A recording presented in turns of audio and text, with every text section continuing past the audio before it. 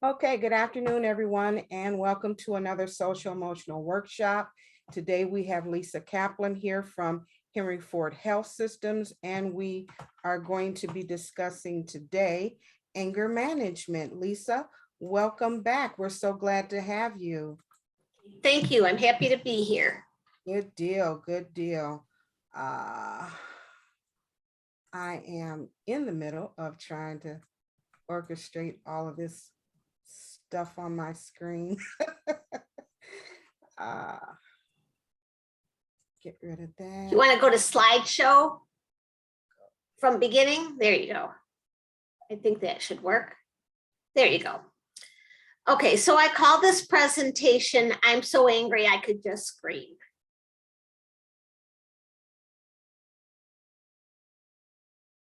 So next slide. Okay. So we hear the term anger a lot. What is it? It's a noun and it's a verb. So a noun is a strong feeling of annoyance, displeasure, or hostility. And a verb is to fill someone with such a feeling or provoke anger in. So did you know that most anger management problems stem from feelings of powerlessness? Think about it. When you have less power over a situation, you are more likely to feel angry. And there's always, always, always a feeling behind our anger. We're not just angry. Underneath that is often fear, frustration, guilt, disappointment, worry, jealousy, anxiety, hurt, embarrassment, shame, or sadness, or really any other uncomfortable feeling.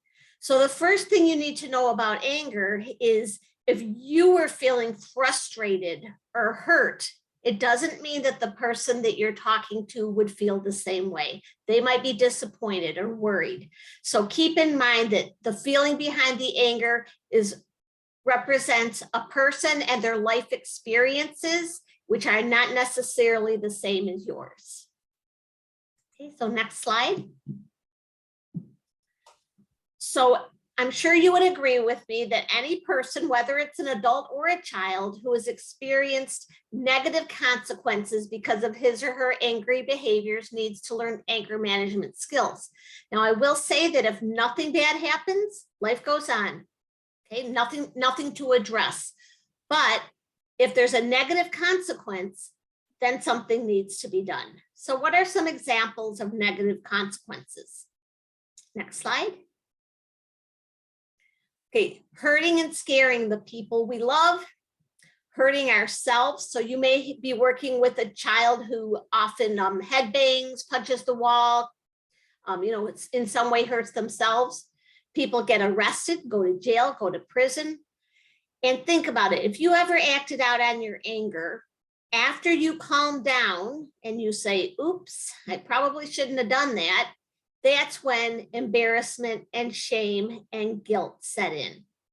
And people can get fired from jobs, certainly strain relationships with anybody in their life, a spouse, a partner, a child, parent, siblings.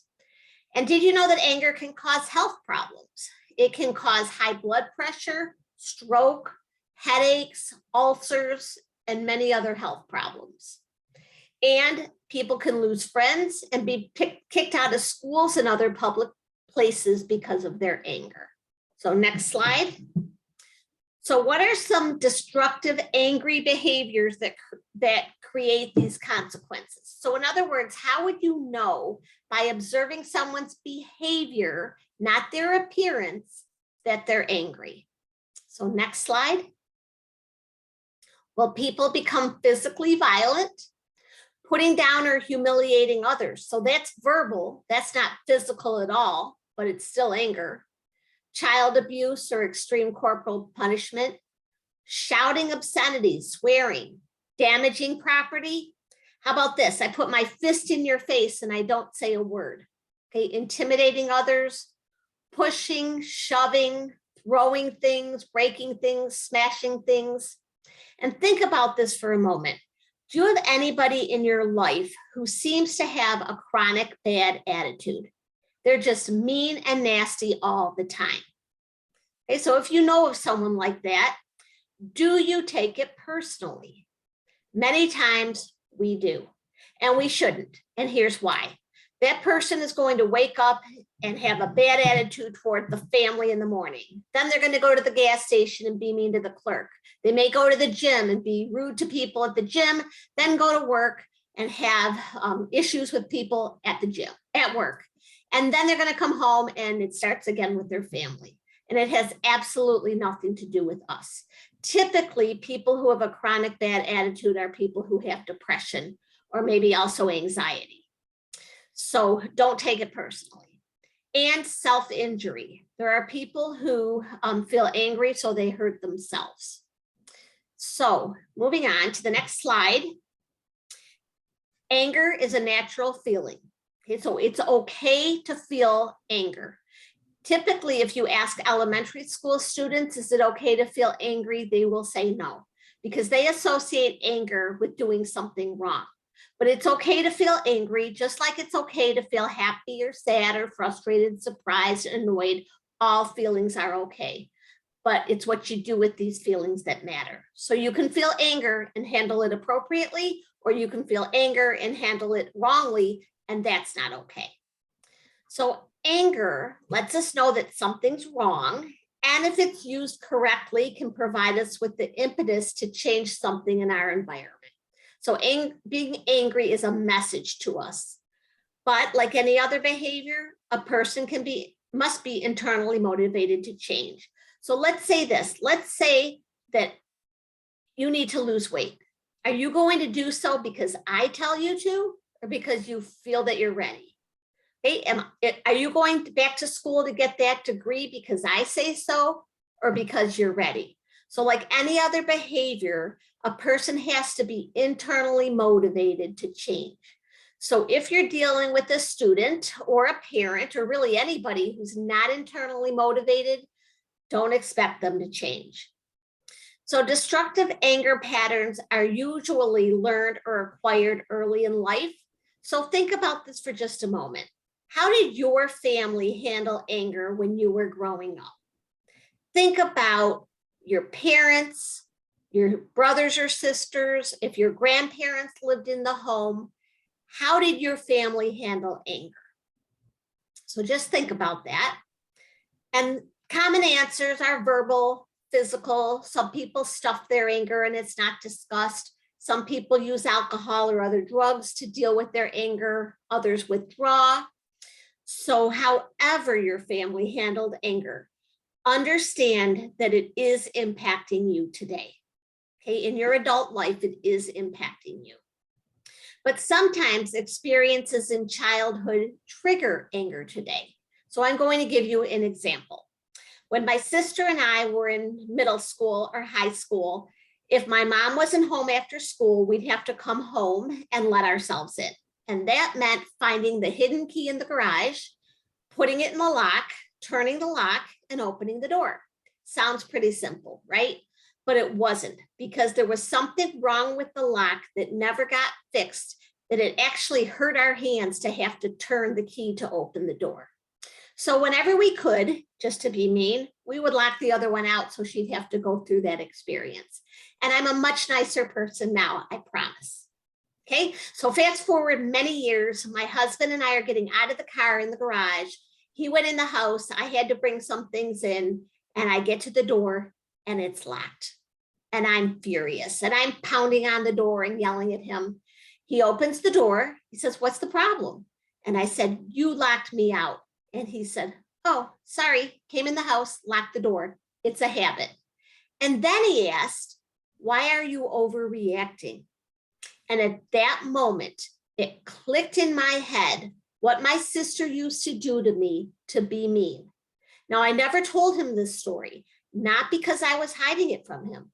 I simply forgot. But at that moment, I could remember. So I was able to identify what triggered my anger. So I told him the story. He assured me that he was not trying to make me mad. And I know if that should ever happen again, I will not go in my head to that same place, because now I understand what triggered my anger. Now, we can't always do that. But my challenge to you is to try. and even to help the kids or the young people that you're working with to try to determine what's underlying their anger. Because if you can address the trigger and resolve it, the trigger no longer has that power. Okay, I hope that makes sense. So sometimes things happen in life that have nothing to do with childhood. If everybody was throwing rocks at me, I'd be angry, and that has nothing to do with my childhood. So parents and children, and basically anyone, can learn new ways to express anger in constructive ways. And as adults, we all need to remember that we are role models for children. They are watching us. And I learned this when I took my little daughter, to the grocery store, and she asked me, "Why are you so nice to everyone in the grocery store?" And I thought, oh, isn't that cute? She notices when I'm nice. But then it occurred to me that she's watching even maybe when I'm not so nice. So I need to watch it. So we have to remember always that we are role models for children. If you're an educator, they're learning from you in more ways than one. So when do anger problems occur? When anger is out of proportion, like my garage door story, out of control, or violent. So next slide. So have you ever heard of anyone who's had an anger blackout? You might not have heard of that. So people you might have heard have blackouts when they're using alcohol or other drugs. So they might be out partying at night, wake up in the morning in their bed, in their pajamas, and say, "How did I get home? I don't remember where I was. I don't remember changing my clothes." And that's a chunk of time that's missing. And bits and pieces of it might come back, but not the whole night. So that's a blackout from chemicals like alcohol and other drugs. But people can black out from anger as well. Okay, and I did not believe that this was a real thing until my former coworker told me he did not remember giving his sister a black eye until his family said, "You did this." He had no recollection. Now, could a person be lying? Of course they could, but it's a real thing, so maybe they're not. And did you also know that you can get high from anger? So anger is an adrenaline rush. So we all know what comes up must come down. And when that adrenaline rush runs off, wears off, that's when the embarrassment, the shame, and the guilt set in. But in the intensity of the anger, people get a high. And alcohol and drug use contribute to anger problems. People don't cope well when they're under the influence of alcohol and other drugs. Obviously, it affects the way they think, the way they feel, and the way they act, so they're not going to handle anger properly. Some people with anger problems were victims of trauma as children and developed chronic anger, which comes out as overreactions to everyday incidents now. So let's say, for example, that Tony and I grew up. I was bullied, she was not. Now we're adults. We work for a company and the boss is a bully. Okay, neither one of us like this, but I'm going to respond differently than she is because I'm bringing the childhood anger that she does not have because I was traumatized as a child. Does that make sense? So sometimes though, people are triggered by more recent events in their lives, politics, a friend being mean, it could, throwing rocks, okay? Anything can trigger anger, and it might not have anything to do with childhood. So we all need to be aware of displaced anger. So for example, I have a bad day at work today, and I come home and take it out on my family. They did nothing wrong, yet I'm taking it out on them. So being aware when you're working with students that they could be displacing their anger onto you, or you could be displacing your anger onto them. Something to be very, very aware of. And anger problems occur when negative consequences result. If nothing bad happens, life goes on. But if a negative consequence results, then we need to address it. So next slide, please. So these are in no particular order, but here's some anger management tools for you to use and also teach to the people that you're working with. So everybody should be aware of their early warning signs. Okay, where in your body do you feel it when you first start getting angry? So picture a scale of 1 to 10. Your anger level is at a 1 or a 2, not a 10. By the time it's a 10, we are so out of control that we can't handle anything. So think about it. In your body, where do you first start feeling anger? And I can tell you, for me, it's right in my gut. So here are some anger warning signs. Some people feel their body temperature going up, so they feel like they're getting hot all over or only hot in the face. Shakiness, tight muscles, especially in the neck, shoulders, and back. Muscle twitches. And next slide. Some people feel their heart race. They clench their fists or their teeth. There's tightness in the chest. Some people pace back and forth to get rid of that excess energy. There's a tightness or knot in the throat. Some people have sensations in their back, spine, or stomach. Sweating, dry mouth, tense shoulders, crying. Next page. For some people, an anger warning sign is just being drunk or high. That creates anger. A sense of adrenaline pumping. And now this you cannot see in yourself, but you can see in other people. So you want to be aware of it for your own protection. That people's veins pop out in their forehead or their neck. Their nose flares, their nostrils flare, and cheeks can get red. So be aware of that as well. Okay, another tool for managing anger is oh, by the way, if you don't know what your anger early warning signs are, the next time you get angry, pay attention. Where in your body do you feel it? So that if you can identify that, then you can address it before it gets to be a 10.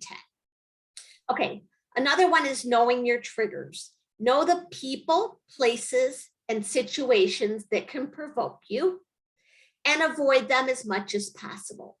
So hold on just a moment and think about, who are the people in your life who trigger your anger? And what are the places? For many people, it's the bar. And what are some situations? For a lot of people, it's playing or watching sports because of the competitive nature of that. So avoid these triggers as much as possible. If you can't avoid it, and many times we can't, we want to have a game plan for how to handle it. So for example, let's say that my mother-in-law is my trigger. Okay, what could I do? So I could do a lot of things. I could, instead of seeing her every week, I could see her every other week. Instead of seeing her for 4 hours, I could see her for 2 hours. I could bring someone along when I'm with her to serve as a buffer. I could have a conversation with her about what she's doing to trigger me. I could drive my own car so I can get out of there if I need to. And I can end the relationship altogether. Okay, so I can brainstorm ways to handle my triggers so that I have a game plan for the next time it happens. Okay, another tool is being aware that people who are hungry, lonely, tired, sick, injured, or have PMS, we call those vulnerable conditions, are more apt to express anger and other emotions because their coping skills are challenged. So I will tell you for sure, for me, when I'm feeling hungry or I'm feeling tired, you don't want to be around me. I can be pretty crabby and irritable. Okay, for some people, it's when they're hungry because their blood sugar levels are off. They could be lonely, tired, didn't sleep well at night, sick. When we don't feel well, we don't cope well. Injured, pain doesn't make people feel good. And PMS is also a concern. What about this? Teaching and modeling the value of taking time out. So most of us, when we were kids, our parents put us in timeout. Sometimes as parents or school staff, we put a child in timeout. But think about taking a time out yourself. And that doesn't mean sitting in the little chair in the corner of the room. What it could mean is taking a walk, locking yourself in the bathroom, going into the bedroom and closing the door, sitting outside on the front porch. So taking a time out gives you an opportunity to calm down and think these things through and problem solve. So another one is learning how to remove yourself from the situation respectfully. So let's say that Tony and I are arguing. Okay, we're going at it, it's escalating, somebody could potentially get hurt. If I turn and walk away from her, what is she likely to do? Follow me, right? But what if I said, Tony, I need to calm down, not you need to calm down, because nobody wants to hear that, but I need to calm down. I'm going to take a walk and I'll talk to you about this after lunch. Then I turn and walk away. Is she as likely to follow me? No. So if I say I'm going to talk about this after lunch, I have to mean it, or she'll have a real good reason to feel angry. But after lunch, not only am I going to be more calm, so is she, and it will be a more productive conversation. Another one is to encourage the use of a support system. And we should all have a support system. It could be a friend, a family member, a colleague. It could be just about anyone, except people who are going to say things like, yeah, go ahead, punch her out. Or people who are going to say, this is all your fault. If you did things this way, differently, this wouldn't have happened. Or people who are going to criticize you. Okay, that is not supportive. That is not helpful. So you want people who can validate your feelings, be a good listener, and help you to move on. And another tool is finding healthy ways to discharge the anger and calm down. Okay, so for children, we call these healthy coping mechanisms, but it's the same for us. We want to teach adults and children how to calm down in a healthy way. So next page. So for me, it's exercise. For other people, it's listening to music. It's doing some art, reading a book, taking a hot bath. So we want to teach coping skills to our students and also for ourselves. So moving on with additional tools, identify the right time to discuss issues. And that's when everyone is calm. If everybody in the classroom or everybody in your home is in an uproar, that is absolutely the wrong time to have a discussion about things. Okay, timing is everything. Okay, and if somebody is drunk or high, that is also the wrong time. If somebody is incredibly tired or hungry and their coping skills are not the best at that moment, that's probably not the right time either. So timing is everything. And then another tool is to challenge your faulty beliefs. And we all have them. I believe that life should be fair, but life isn't always fair. If I expect life to be fair and something happens that is unfair, I'm going to be angry. So I'm going to challenge my faulty belief and accept the fact that sometimes life is unfair. So what are your faulty beliefs? Okay, think that through. We all have them, and challenge them. Another tool is getting professional help for anyone who needs it. That could mean help for a mental health problem or help for a substance use problem or both. Professional help can truly teach people to identify the underlying issues and how to handle their anger more appropriately. And practice self-forgiveness. As humans, we've all done things wrong. We've all done things we regret, that we feel bad about, and we can't turn back the clock.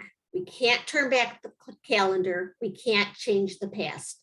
All we can do is move forward, starting right now in a positive direction, and forgive ourselves for the past.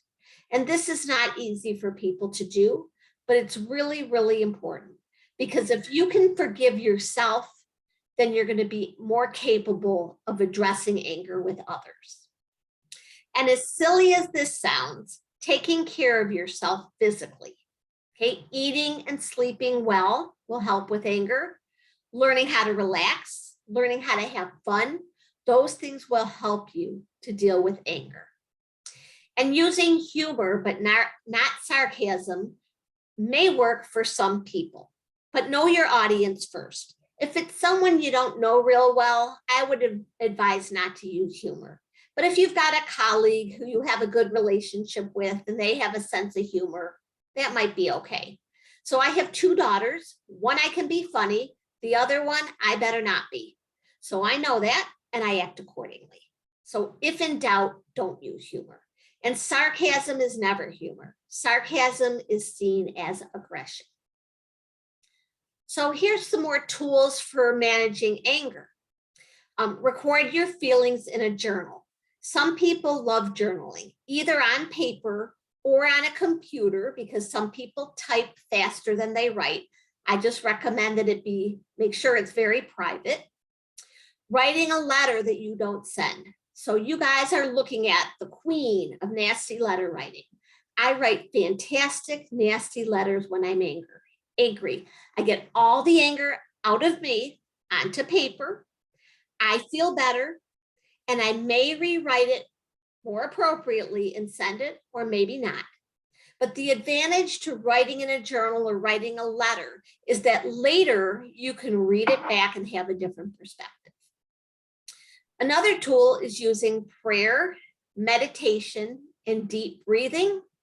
So prayer works for many people. Meditation is not just a buzzword we hear about often these days. It really truly does work, although not the first time or the second time or the third time you try to do it. It's a practice that you develop over time. And deep breathing, people who do yoga know the term diaphragmatic breathing. That can help as well. And of course, you've heard the tool agree to disagree, which does not mean that I'm right and you're wrong. And it doesn't mean that you're right and I'm wrong. It just means that I don't want to argue about this until midnight when I'm not going to see it your way and you're not going to see it my way. So let's just agree to disagree and move on. And choosing your battles. Does everything have to be a major big deal? Okay, it really doesn't. Okay, asking yourself, is this really going to matter in an hour? Is this going to matter in a day? Is this worth getting upset about? Probably not. And this tool is really important, this next one, for all of us, but as well as for children, especially children who are in families or go to school. Walk away. We all have legs. We can get out of there. Okay, if we stick around and our anger escalates, we could potentially do something that we're going to regret later. But if we walk away and get out of there, we won't. So think about this. There are some very decent people sitting in prison right now, wondering, why didn't I just walk away? But they didn't. They acted out on their anger. Something tragic happened, and now they're locked up. And they're sitting there wondering, why didn't I walk away? Now, in some families or in some cultures, walking away is a sign of weakness, not strength. Some people think of people who walk away as being a coward. So we absolutely have to challenge that faulty belief as we're working with people. And always consider this, the problem may not be you. Okay, most often we take things personally. Okay, but consider the possibility that it has nothing to do with you. The person you're having a problem with could be having marital problems, or their dog just died, or they received an eviction notice. Okay, and that has nothing to do with you, but they may displace their anger onto you. So next slide. So this is really important for us as adults, but also for students and children, teaching the value of self-talk to calm down and back off of an argument. Okay, so asking yourself, how important is this in the grand scheme of things? Is it worth getting angry about? Is it worth ruining the rest of my day? Is my response appropriate to the situation? Is there anything I can do about it? Is taking action worth my time? So if you ask questions like this to yourself, you might just decide to let it go. Okay, next slide. And this you have seen as educators, I'm certain you've seen the funny faces with the words underneath them to describe the feelings. We want to teach people how to label our feelings. Okay, we want kids and even adults to be effective communicators. So we can all say, I'm happy, I'm sad, I'm angry. But there is so much more to our emotions than happy, sad, and angry. So it's very difficult, very different for you to say, I'm sad than I'm frustrated. Okay, very different to say I'm sad or I'm lonely. If we teach teens, kids, not just teens, but anybody, to label their feelings, they can become more appropriate communicators, and then they're understood better. So it's a really important skill to have. These almost look like emojis, but they're not meant to be. So next slide, please. So let's talk about how to resolve conflicts. So think about this. I have a balloon. I'm blowing my anger into a balloon, and it's getting bigger and bigger and bigger. And what's eventually going to happen? It's going to pop. Okay. So people don't pop like a balloon, but we can blow up in other ways. But not if we handle problems as they come up and don't let them build up. So we want to learn how to resolve conflicts assertively every time they come up, not aggressively or passively. So there are some passive people who avoid saying what they think, feel, want, or believe because they're afraid to risk the consequences. They don't believe in their own rights. They don't know how to speak up for themselves.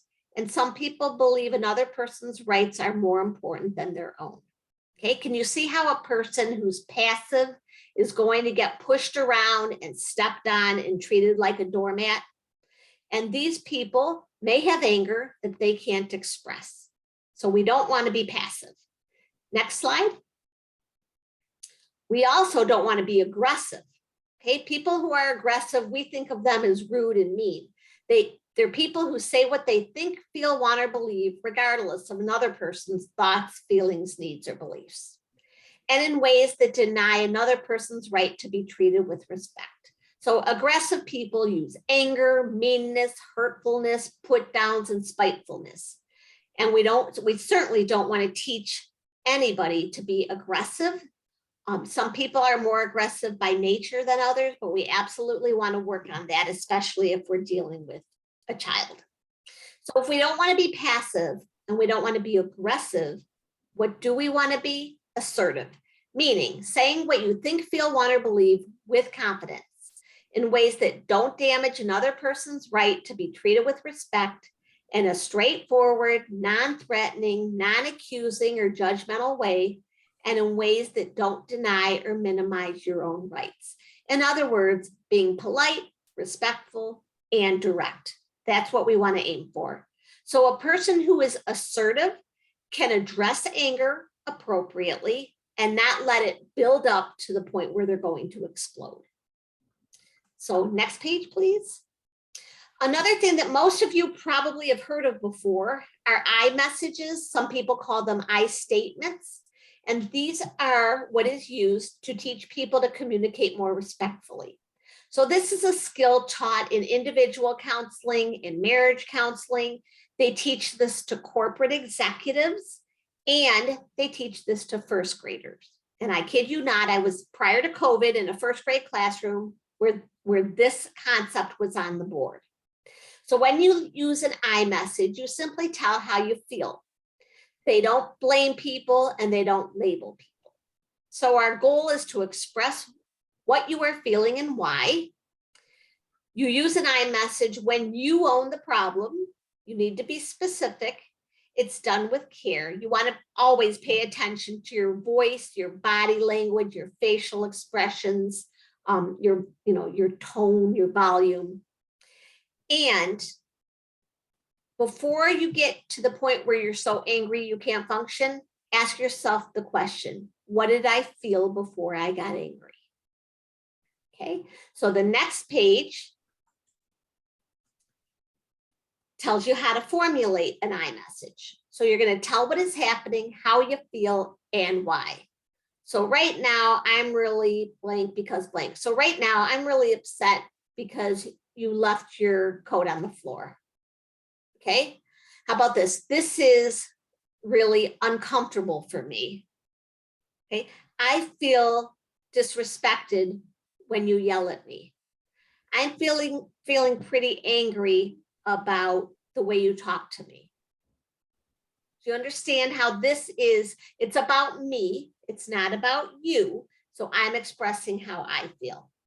Okay, when blank happens, I get kind of blank. I'm so blank right now.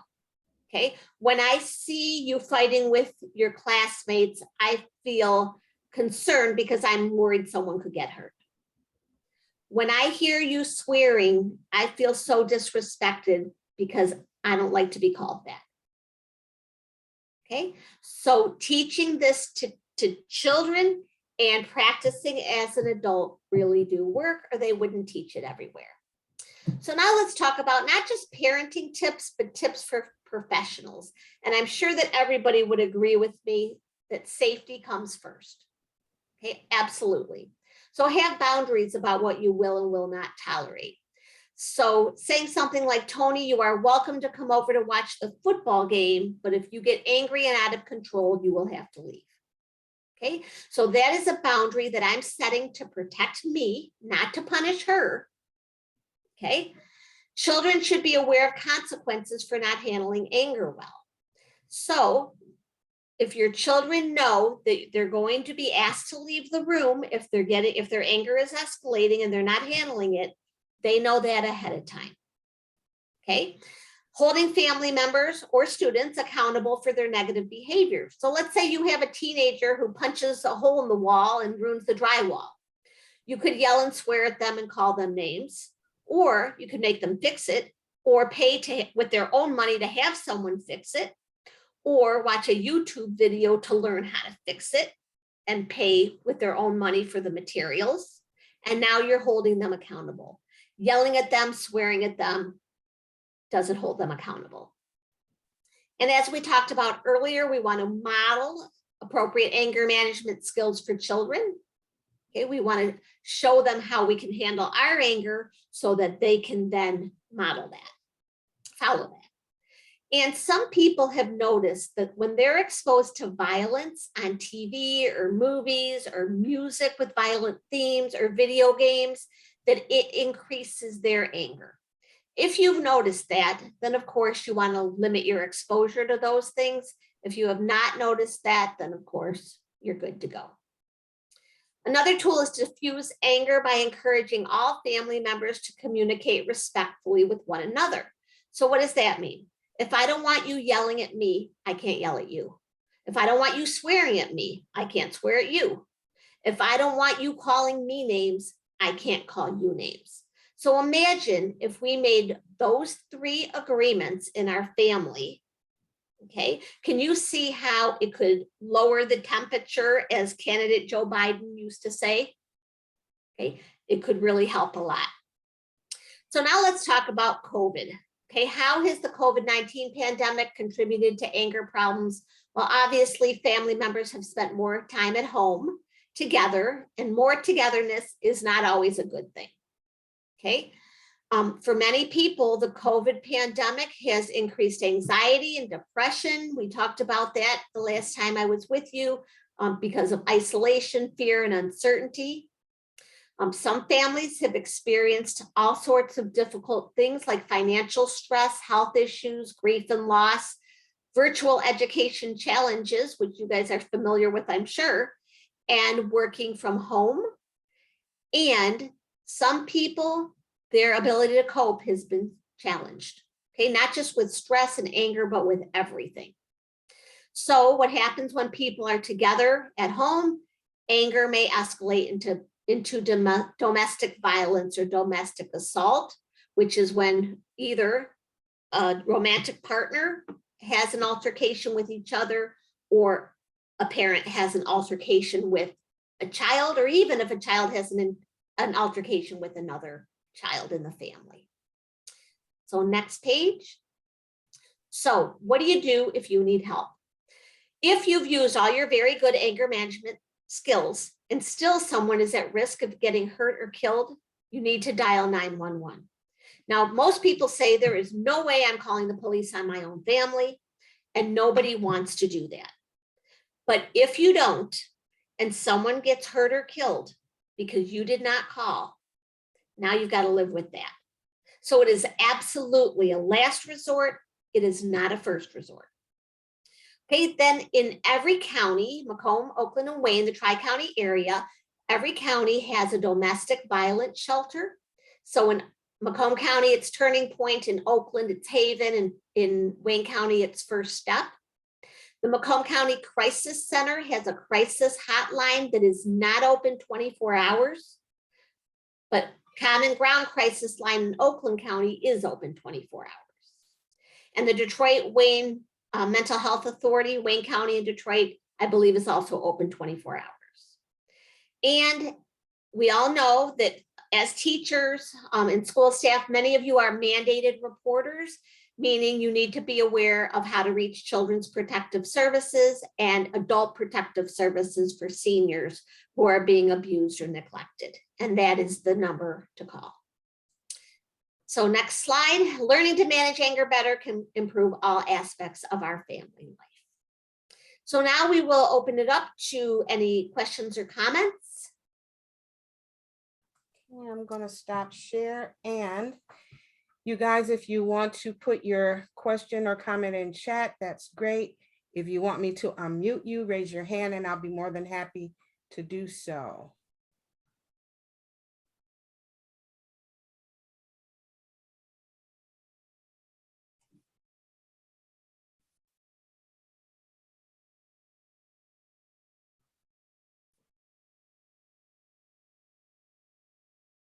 Oh, good deal. Sarah says, thank you, Lisa. Her and her husband watched this. Oh, well, thank you for watching, both of you. I hope it was helpful to everybody. Very much so. I particularly identified with being able to identify physically how you feel before you get angry. And so I never paid attention to that. And as we were going through the different things that you can feel, I was trying desperately to picture and feel what I feel whenever I get angry. And I think the closest thing I can identify is there's this like rush in my chest, you know. Yeah, an adrenaline rush. Yeah. That was really something that I never even considered before. Somebody wrote, are there resources or recommendations for adults who are seeking anger management classes or counseling? I have a great resource for you. So I don't know if, I believe that they are in person. They might also be virtual, but what I am doing is I'm typing in the chat.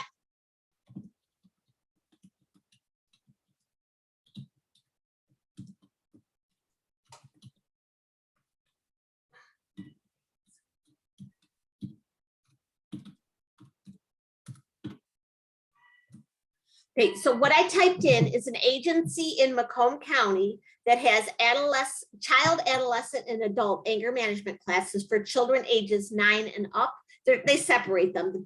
The adults are not with the children. It is very, very reasonably priced. If it's in person, obviously, if you're going to be driving to the Fraser area in Macomb County, you've got to live sort of locally, but it may be virtual at this time. I'm not really sure. Somebody can't see what I put in the chat. Oh, that's because it's only to me and Tony. How do I make that? Copy it, repaste it, but check to everyone. Yep, I see.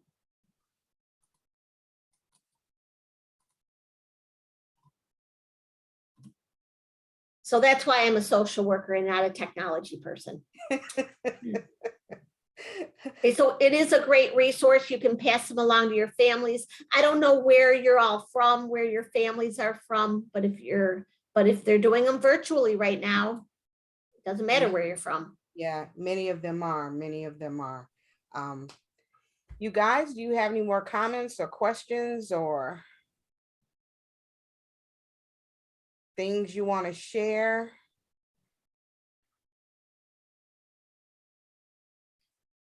So the person who lives in West Branch, I was just there recently, by the way, at the outlet mall. What I would do is I would probably call your juvenile court or even a family court and see if they have any recommendations. A school counselor or social worker may know in your area, but I don't know any other resources there. You could also contact the West Branch School District. And Yeah, that's what I meant by a counselor or social worker at the school.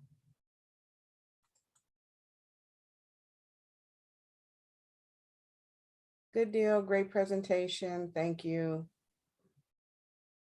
All right, well, if there aren't any more comments or questions or anything you want to share, then we will bring this to a close. Lisa, excellent presentation. A lot of good information.